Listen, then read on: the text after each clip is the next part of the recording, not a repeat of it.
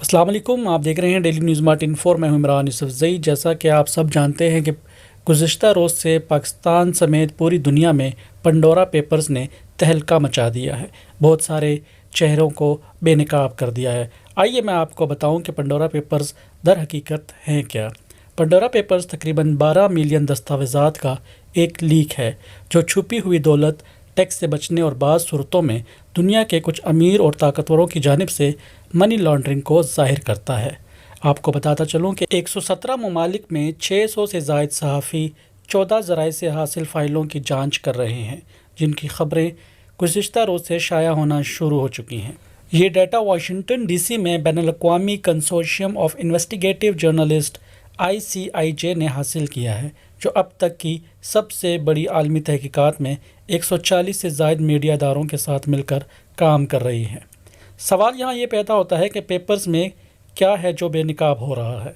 Pandora papers leak میں 64 لاکھ دستاویزات، تقریباً 30 لاکھ تصاویر، 10 لاکھ سے زائد ای میلز اور تقریباً 1.5 لاکھ اسپریڈ شیٹ شامل ہیں۔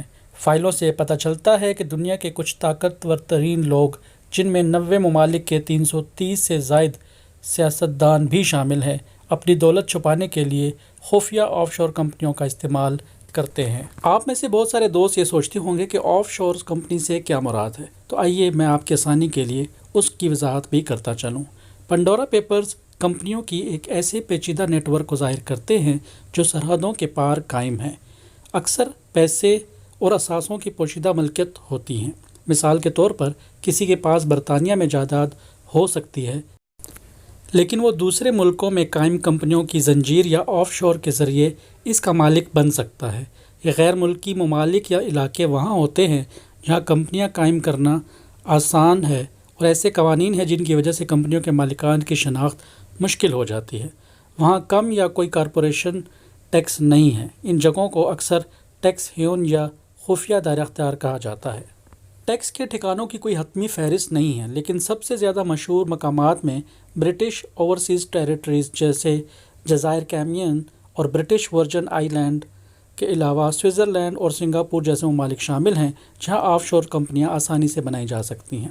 یہاں پر ایک سوال یہ بھی ہے کہ کیا ہر آف شور کمپنی غیر قانونی ہے، اور کیا یہ ممالک غیر قانونی کاروبار کو فروغ دے رہے ہیں؟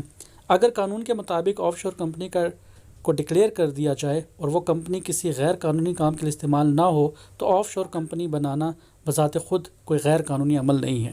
تاہم بہت سارے ترقی پذیر ممالک میں ایسے لوگ شامل ہوتے ہیں کہ جو حکومتوں کا یا قومی خزانے کا پیسہ لوٹتے ہیں، جو وہ اپنے ملک میں انویسٹ نہیں کر سکتے کیونکہ اس بعد میں اس کی پوچھ گچھ ہو سکتی ہے۔ وہ لوگ یہ پیسہ لے کر بے نامی کمپنیاں جو ہیں وہ دیگر ایسے ممالک میں بناتے ہیں تاکہ پھر اس سے دولت کمائی جا سکے۔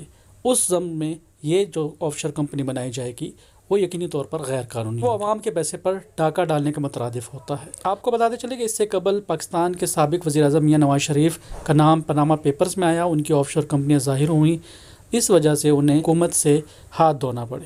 آپ آف شور کمپنیوں کے بارے میں کیا رائے رکھتے ہیں؟ ہمیں کامنٹ سیکشن میں ضرور بتائیے گا۔